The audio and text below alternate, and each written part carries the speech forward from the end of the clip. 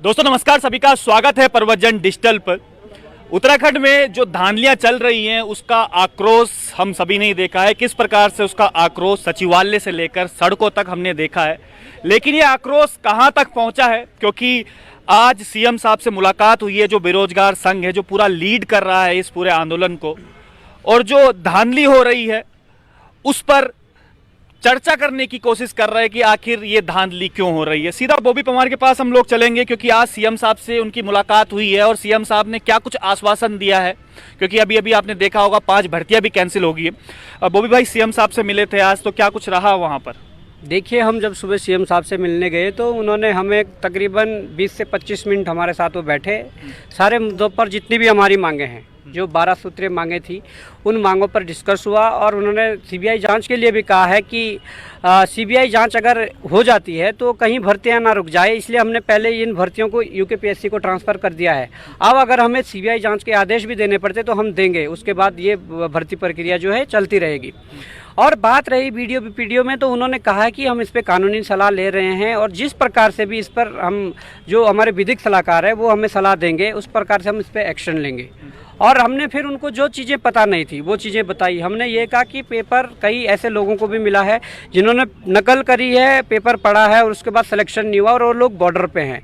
अगर आप सेग्रीगेट करते हैं तो पीछे से फिर वही वेटिंग लिस्ट में आना है, तो इन पर वो बिल्कुल चौंके और उन्होंने कहा अगर ऐसा है तो उस पर उस हिसाब से निर्णय लिया जाएगा। एक तरफ हम निर्णय देख रहे हैं कि वो चयनित छात्रों के पक्ष में भी कह रहे हैं कि चयनित छात्र, इसमें जो चयनित और मेहनती छात्र का, वो कह रहे हैं कि बाहर नहीं होनी चाहिए, और दूसरी तरफ जब आप मुलाकात करते हैं तो आपसे कहते हैं कि सीबीआई वगैरह जांच होनी चाहिए। तो एक्चुअल में हो क्या रहा है इसमें? क्या वाकई में मुख्यमंत्री साहब सीरियस हैं? आज जब आप मिले थे तो आप बताया था उनको कि भाई ये काम हो रहा है, री एग्जाम होगा, कि सीबीआई होगा, ये खाली आश्वासन दिया जा रहा है? नहीं, देखिए, उन्होंने तो कहा कि इस पे हम कड़े निर्णय लेंगे और हम भी जो सिस्टम में गंदगी है उसको क्लीन करने के लिए हम आगे आए हैं तो करेंगे। और हमारी भी हम भी यही उम्मीद करते हैं सीएम साहब से। नहीं करेंगे वो ऐसा तो हमने कह रखा कि हमारा आंदोलन जारी रहेगा, है ना। और अगर कर देते हैं तो वेल एंड गुड, उसमें कोई दिक्कत नहीं है, क्योंकि करना चाहिए। हमने कुछ उनके सामने जो चीज़ें रखी, वो सुप्रीम कोर्ट के ऑर्डर रखे, कुछ इलाहाबाद हाई कोर्ट के ऑर्डर रखे, जिसमें ये दिखाया गया था कि जो प्रणालीगत जो धोखाधड़ी होती है, इस प्रकार की जो घटनाएं होती है, उसमें जो परीक्षा को रद्द कर पुनर्परीक्षा आयोजित करवाना, ये एक समाधान है। वो हमने वो कारण भी दिए हैं, जो कोर्ट ने कारण दिया उसमें, कि वो इसलिए कि कम से कम जो आयोग है उसके प्रति अभ्यर्थियों की विश्वसनीयता बनी रहे, जो हमारी सरकारें हैं उसके प्रति हमारे जो अभ्यर्थी हैं उनकी विश्वसनीयता बने रहे, इसलिए। और हमने उन्हें ये भी कहा, हमने सीएम साहब को सीधा कहा कि देखिए सर, राजनीतिकरण हर चीज़ का होता है, और अगर किसी राजनीतिक व्यक्ति ने किसी को क्लीन चिट दिला दी और उसे गलत आदमी को अंदर भेज दिया, तो आप देख सकते हैं कि किसके साथ अन्याय होगा। तो उन्होंने इस बात को गंभीरता से सुना है। और उसके बाद इसमें जो लोक सेवा आयोग में जो भर्तियाँ होती है, उसके जो परिणाम जारी होते हैं, तो वो ना तो अभ्यर्थी का नाम डालते हैं, ना उसके पिता का नाम डालते हैं, ना प्राप्तांक डालते हैं। उस अभ्यर्थी को ये पता नहीं कि उसके अंक कितने हैं, तो ये कैसी पारदर्शिता है? ये हमने मांग रखी है। और कार्मिक सचिव से भी इस बात को रखा कि आप वहाँ पर निर्देशित करें कि कम से कम जो भी रिजल्ट निकलते हैं उसमें अभ्यर्थी का नाम, फादर नेम और जो उनके प्राप्तांक है वो जारी हो सके। और हम भी अभी भी आयोग को हम लेटर लिखेंगे। केवल वीडियो और वीपीडीओ पर एग्जाम की बातें करिए कि बाकी और हमारी जो मांग थी, और मांग में हमारे लिखा हुआ है कि जो भी भर्तियां हैं, और इसमें सीएम साहब ने हामी भरी है और उन्होंने कहा कि हमने निर्देशित कर दिया है कि बैक टू बैक सभी भर्तियों को हम देख रहे हैं, सभी भर्तियों की जांच करेंगे। जिस भर्ती में जांच में खामी पाई जाएगी या जिसमें गड़बड़ियां पाई जाएगी उस पर कार्रवाई करेंगे, और जो निर्विवादित भर्तियां हैं जिन पर कोई खामियां नहीं पाई जाएगी, गड़बड़ियां नहीं पाई जाएगी, उसको सुचारू रूप से आगे की तरफ बढ़ाएंगे। और हमारा भी यही डिमांड है कि भाई जिसमें गड़बड़ी नहीं है उसको आगे बढ़ाया जाए, और जांच में सभी भर्तियों को एक बार लेना होगा। ये सीएम साहब ने भी कहा और कार्मिक सचिव ने भी ये कहा कि जांच में सभी भर्तियों को अब लेना पड़ेगा। तकरीबन कितनी भर्तियां हैं ये टोटल? तकरीबन तो बहुत सारी भर्तियां 15 प्लस 20 के आसपास भर्तियां हो जा रही है, जिसको जांच में लेकर जिस पर कार्रवाई करनी है। जो निर्विवादित भर्तियां होगी, जिसमें खामियां नहीं पाई जाएगी, उस पर आगे कार्रवाई की जाएगी, बढ़ाई जाएगी। और जिस पे खामियां पाई जाएगी उसके अनुरूप जो गड़बड़ियां हुई, गड़बड़ियों को स्तर को देखते हुए उस पर कार्रवाई होगी। अच्छा, लोक सेवा आयोग पर कहा है कि अब एग्जाम करवाएगी, तो लोक सेवा आयोग पे भरोसा है? क्योंकि लोक सेवा आयोग भी प्रश्न चिन्हों में घिरा रहा है पहले से, इसके बारे में भी आपने बात करी? हमने बात करी है और हमने स्पष्ट रूप से ये बात सीएम साहब के सामने भी रखी है और कार्मिक सचिव के सामने भी रखी है कि लोक सेवा आयोग कोई दूध का धुला आयोग नहीं है। आप 5 साल का रिकॉर्ड उठाकर देख लीजिए, वहाँ पर भी गड़बड़ियाँ हुई है। और सबसे बड़ी बात हमने ये कही है सीएम साहब को कि वहाँ पर ऐसे लोग बैठे हैं जिन पर गैंगस्टर लगा हुआ था और वो जेल तक चले गए, और उसके बाद आज जो लोक सेवा आयोग में कार्यरत है, पहले ऐसे लोगों को बाहर करिए और उसके बाद जो लोक सेवा आयोग की कार्य प्रणाली है, जो बच्चे चाहेंगे कि हमारी जो पारदर्शिता दिखे लोक सेवा आयोग में, उसके लिए जो रिजल्ट जारी होता है उसमें अभ्यर्थी का नाम, फादर नेम, उसके प्राप्तांक ये जरूर जारी करवाने पड़ेंगे। क्योंकि यहाँ पर तो पता ही नहीं, अगर एईजेई का रिजल्ट निकला है तो किसी को पता नहीं उनके कितने नंबर है, और अगर एईजेई का रिजल्ट निकला है तो उनको ये भी नहीं पता उसमें टॉपर कौन है या लोअर कौन है। अगर देखो, प्रदेश बहुत छोटा है और हम आसानी से पता कर सकते हैं, हमारी रिश्तेदारी में पता लग जाता है और आस पड़ोस में पता लग जाता है कौन पढ़ने वाला कौन नहीं है। तो ये जो है, इसमें हमने ज्ञापन सौंपा है, इसमें हमें लगता है कि हम इसके लिए एक और लेटर आयोग को लिखेंगे और ये लेटर लिखेंगे कि भाई आप जारी करिए। जब जारी कर दिया जाएगा तो दूध का दूध, पानी का पानी हो जाएगा। उसमें बहुत से गलत, हमें ऐसी सूचना है कि बहुत से गलत सिलेक्शन हुए हैं। और हमने साथ में ये बात भी रखी, देखिए पूरा बर्डन आप यूकेपीएससी पर नहीं डाल सकते हैं, इस आयोग को दोबारा खड़ा करना होगा। देखिए हमारी समस्या ये है या हमारी प्रॉब्लम ये है कि हमने अगर आयोग पे प्रश्न चिन्ह खड़ा किया है तो आयोग तो ठीक है, आयोग के हमने बिल्डिंग पे प्रश्न चिन्ह खड़ा नहीं किया है, बिल्डिंग अच्छी है। आयोग का हमने मशीनरी पे प्रश्न चिन्ह खड़ा नहीं किया, क्योंकि मशीनरी जो काम कर रही है, जो अंदर सिस्टम है वो ठीक है, परंतु उसके अंदर जो लोग बैठे हुए हैं, जो गलत तरीके के लोग हैं, उनको आप बाहर करके वहाँ पर इस आयोग को फिर से खड़ा करिए और ग्रुप सी की जो पोस्टें हैं उन पर आगे की कार्रवाई यूकेएसएससी प्लस यूकेपीएससी के साथ मिलकर करवाइए, क्योंकि ये बर्डन एक आयोग पे पड़ेगा तो ये समय से सारी भर्तियाँ पूरी नहीं हो पाएगी।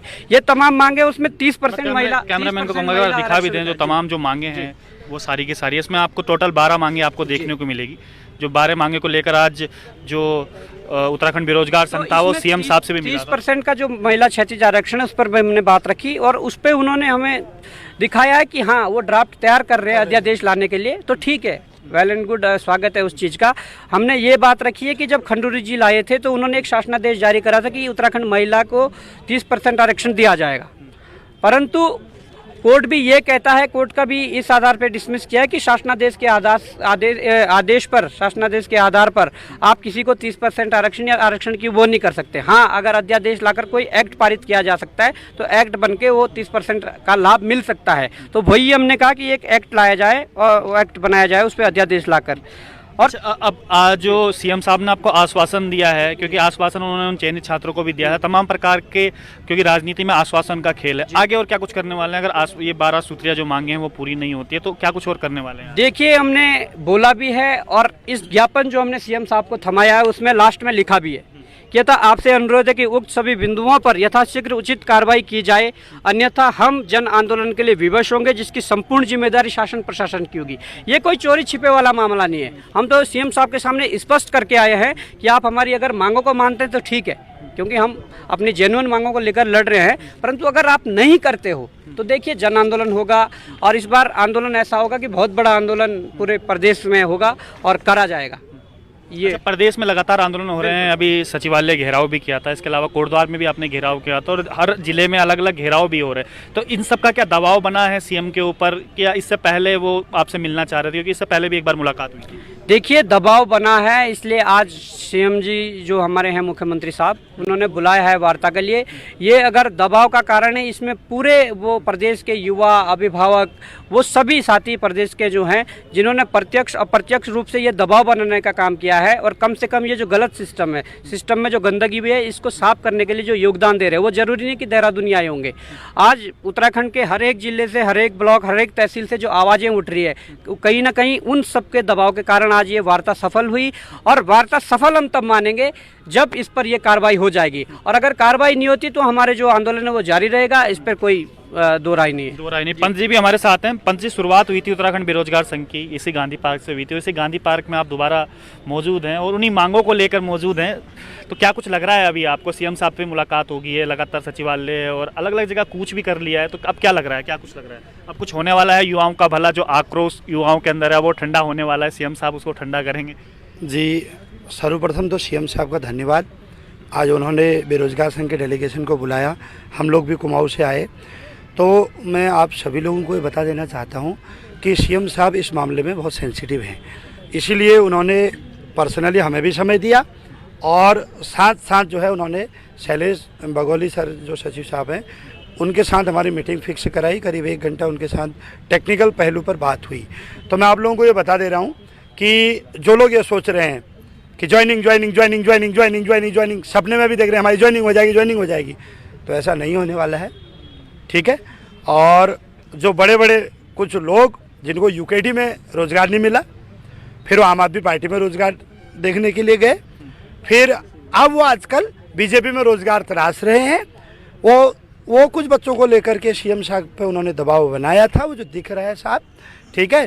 तो सीएम साहब ने ये भी बोला कि हमने तो ये भर्ती निरस्त कर दी थी सारी, बट अभी उनका ये कहना है कि परीक्षण किया जा रहा है। और उन्होंने ये भी बोला कि ये न्यूज़पेपर वगैरह जो ये सब ये आ जा रही हैं, आप इन पर ध्यान मत दीजिए। और बात यह है कि उन्होंने कहा कि इसमें परीक्षण किया जा रहा है और विधिक सलाह ली जा रही है। इसी के लिए उन्होंने हमारे सामने जो है शैलेश बगोली सर को फ़ोन किया, बोला ये बच्चे आए हैं, इनको स्पेशल टाइम दीजिए सचिवालय में। 1 घंटे का करीब उन्होंने हमें टाइम दिया और इनके जितने भी टेक्निकल पहलू हैं उन पर विचार कीजिए। मैं आपको बताना चाहता हूँ, जब हमने उन्हें बहुत सारी चीज़ें दिखाई कि कुछ बच्चा ऐसा है जिसका 68 से 76 नंबर हो गया, कुछ बच्चा ऐसा है जिसका 77 से गिर के 71 हो गया, तो ये सब चीज़ें हमने दिखाई, सीएम साहब को भी दिखाई, तो वो थोड़ा शॉक्ड थे। उन्होंने वास्तव में बोला कि हाँ ये एक पॉइंट है। और हमने एक पॉइंट ये भी रखा कि अगर आप सेग्रीगेशन करते हैं सर, सेग्रीगेशन करते हैं तो एक पक्ष से हमारा कोर्ट चले जाएगा। अच्छा, सीएम साहब को छात्रों की भी बहुत चिंता है। सीएम साहब ने एक बात ये भी बोली कि बच्चों तुम कहो तो सीबीआई में कल को करवा दूँ, लेकिन अगर पेपरों के मामले में सीबीआई जाँच हुई तो आप ये मान लीजिए 2 से 3 साल आपका बर्बाद हो जाएगा। मैंने कहा एग्जैक्ट सर, ये बात हम भी मान रहे हैं, लेकिन उनका ये कहना है कि अगर आप कहो तो हम सीबीआई जांच भी करवा देंगे। हमने इसीलिए लोक सेवा आयोग को अन्य पेपर दे दिए हैं ताकि अगर सीबीआई जांच का होता भी है तो आप लोगों के पेपर हों। ये मेरे को अच्छा लगा सीएम साहब का एक दृष्टिकोण।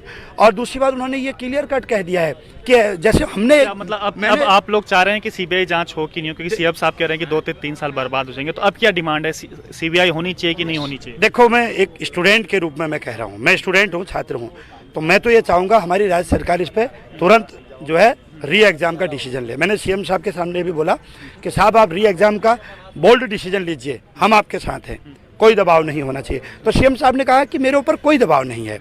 उनका ये कहना था कि हम परीक्षण कर रहे हैं ताकि कहीं हमें ऐसा कोई फैसला न दे दें जो हाई कोर्ट से फिर पलट हो जाए।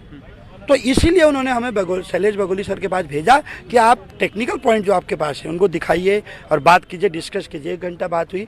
मैं निश्चित तौर पर कह रहा हूँ कि इस भर्ती में न्याय होगा, समय लगने वाला है। चलो, समय लगने वाला है, न्याय होगा। बोई भाई, एक जाते जाते एक बात और लास्ट में भी, कई जब हम लाइव करते हैं तो कई उसमें मैसेज भी आते हैं कि जो अभी तक धांधली से चयनित जो छात्र हैं उनके नाम सामने पे नहीं आ पा रहे हैं, कि शासन प्रशासन को उनके नाम देने चाहिए सामने पे। तो इस तरीके से कुछ डिमांड है आपकी, या किस तरीके से जो आप सीएम साहब से मिले थे, कुछ बात हुई थी इस मामले में? देखिए, हर चीज़ की प्रक्रिया होती है और वो प्रक्रिया के तहत ही होता है। अभी जैसे फॉरेस्ट गार्ड की बात करें तो फॉरेस्ट गार्ड में जब एसआईटी रिपोर्ट, जब प्राथमिक रिपोर्ट उसकी जारी हुई थी तो उसमें ही कुछ 47 नाम दिए गए थे। ऐसा ही इसमें होने वाला है कि जब एसटीएफ की जो प्राथमिक रिपोर्ट है वो जब वो जारी होगी तो जो इन्होंने चिन्हित किए हैं बच्चे जिन्होंने नकल की है, उन लोगों की उसमें हमारी ये डिमांड है कि जो एसटीएफ की प्राथमिक रिपोर्ट निकलेगी उसमें सबके नाम दिए जाएंगे और उनको बैन किया जाएगा भविष्य में परीक्षाओं में बैठने के लिए, क्योंकि जितना पैसे लेने वाला दोषी है उतना ही पैसे देने वाला दोषी है। देखिए, गुनाह दोनों ने किया है, उनका नाम सार्वजनिक होना चाहिए, हमने बात रखी है। बाकी जो हमारे ये युवा साथी इधर 228 पदों को जोड़ने के लिए आंदोलनरत है, कह रहे हैं कि जो सिंचाई विभाग में सिविल के जो 228 पद जो जुड़ने हैं वो जुड़ने चाहिए। वास्तव में अगर विज्ञापन निकलने से 1 दिन पहले आप उनको हटाते हो और आप 1 दिन पहले ये कह रहे हो कि हमारा जो उसमें है कि वित्तीय स्वीकृति नहीं मिली है, तो मैं कहना चाहूँगा सचिवालय के अंदर बैठे अधिकारियों से भी और हमारे नेताओं से भी कि अगर कोई भी एक पद सृजित होता है, ये तो 228 पदों का मामला है, अगर एक भी कोई पद सृजित होता है तो सबसे सबसे पहले उसे वित्तीय स्वीकृति दी जाती है, उसके बाद पदों को सृजित किया जाता है। तो ये बहाना ना बनाकर आप ये 228 पद इसमें आप सम्मिलित करिए और उस पर कार्रवाई करें। अब क्या लग रहा है फिलहाल आपको, क्योंकि एसटीएफ की स्पीड काफ़ी धीमी होगी। शुरुआत में हमने देखा कि हर दिन गिरफ्तारियां हो रही थी, लेकिन अब कुछ दिनों से देख रहे हैं कि वो स्पीड थोड़ा धीमी हुई है। क्या आपको लग रहा है कि बड़े बड़े सफ़ेद पोस्टों का नाम आना शुरू हो गया जिस पर एसटीएफ हाथ डालने से डर रही है? क्या कुछ लग रहा है आपको? नहीं, देखिए जो भी होगा, एसटीएफ ने शायद अभी 40+ गिरफ्तारियां कर दी है, बच्चे बंद दरोगा और वीडियो को मिलाकर। परंतु अगर ऐसा होता है सफेद पोशों के नाम आने पर, अगर एसटीएफ का जो जांच का दायरा, सीबीआई की मांग भी जांच का दायरा वो अगर कम होता है, तो इसलिए हमने सीएम साहब के सामने भी खुलकर बात रखी है कि सीबीआई जांच होनी है। सीएम साहब ने भी ये कहा कि हमने ऑप्शन खुला रखा है, अगर जरूरत पड़े तो हम करेंगे। और हमें भी यही लगता है कि अगर एसटीएफ मतलब पूरे जांच के जो दायरे में लिए हुए लोगों को है, बड़े अधिकारी और बड़े सफेदपोश अगर जल्दी ही गिरफ्त में नहीं आते हैं, तो हमारी सीबीआई जांच की मांग जो है वो बहु रहेगी और सीबीआई जांच इसमें करवाएंगे। सीबीआई जांच इसमें करवाएंगे। तो तमाम आप ये लोग देखिएगा, तमाम जो ये बेरोजगार संघ से कुछ लोग जुड़े हुए हैं जो ये डिमांड कर रहे हैं बार बार कि धांधली हो रही है आखिर उत्तराखंड में, आखिर कब ये धांधली रुक पाएगी और जो वाकई में मेहनती लोग हैं उनको इंसाफ मिल पाएगा। तमाम आप लोग देखिए, आप इससे जुड़े हुए हैं क्या? सर नहीं सर, अब हम जितने यहाँ पर छात्र हैं ना, सब डिप्लोमा छात्र हैं सर। और सर हमारी एक ही मांग है कि सरकार, इसने कहा था कि 228 वैकेंसी की मांग है इरिगेशन पोस्ट की। सर सरकार ने, इन्होंने सतपाल महाराज जी ने कहा था कि हम इलेक्शन से पहले कहा था उन्होंने कि हम 228 वैकेंसी बाद में ऐड कर देंगे। इलेक्शन होने के बाद, इलेक्शन भी हो गए, 7-8 मई को पेपर भी होगा हमारा उत्तराखंड लोक सेवक जेई का, इरिगेशन की पोस्ट का के बारे में हम आज इकट्ठा हुए यहाँ पर। और सर हमने सभी विधायकों से, मंत्रियों से मिल लिए, उन्हें ज्ञापन भी दिया, तब भी हमारी सरकार सुन नहीं रही। और लास्ट में अब आज सतपाल महाराज से मिले हम, सतपाल महाराज ने हमें कहा कि सचिव को बोला उन्होंने कि सचिव इनकी जाँच करो कि क्या मैटर रही। फिर हमने कहा सर सचिव को पता है, आपको पता है मैटर क्या है। फिर सचिव उन्होंने कह रहा कि ठीक है 2 दिन के बाद मुझसे आके दोबारा मिलो। सचिव ने कहा 2 दिन के बाद। अब सर 2 दिन के बाद उनके पास जाएंगे, लेकिन सर ऐसा कब तक ये आश्वासन देते रहेंगे, मतलब कब तक आश्वासन देते रहेंगे कि उसके पास जाओ, उसके पास जाओ। देखो 228 वैकेंसी है सर, इसमें आर रखी देखो सर, ये 228 वैकेंसी थी, ये विज्ञापन से 1 दिन पहले हटा दिया गया था। और सर अब कह रहे हैं कि सभी करती नहीं हमारे पास में, वित्तीय सभी करती नहीं है। हम वहाँ से गए में कह रहे हैं हमारे पास तो सब कुछ है, लेकिन ये सीएम साहब की आज सतपाल महाराज ने बोला है कि सीएम साहब को हम लेटर लिखेंगे, सीएम साहब भी इसमें करेंगे कुछ। सर ये सीएम साहब उस पर छोड़ देते हैं, सतपाल महाराज जी सीएम पे छोड़ देते हैं। सही बात आपने कही है, बस जो हमारी सरकार को काम है लेटर ही खेलना है। सीएम साहब कहते हैं कि भाई उनको लेटर लिखेंगे, मंत्री जी कहते हैं कि सीएम साहब को लेटर लिखेंगे, लेकिन इन तमाम जो ये प्रकरण होता है इसमें पिस जाते हैं जो मेहनती छात्र रहते हैं, जो वाकई में मेहनत करते हैं। और आज ये बेरोजगार संघ इसी उसमें यहाँ पे इकट्ठा हुआ था और आज सीएम साहब से भी ये मिले और 12 सूत्रीय मांग रखी। अब देखने वाली बात ये होगी जो 12 सूत्रीय मांग बेरोजगार संघ ने रखी है उस पर कितनी जल्दी सुनवाई होती है, क्योंकि जो युवाओं का आक्रोश है वो लगता नहीं कितनी जल्दी थमने वाला है। तो आज के लिए इतना ही। आप देख रहे थे आपका अपना प्रवचन डिजिटल।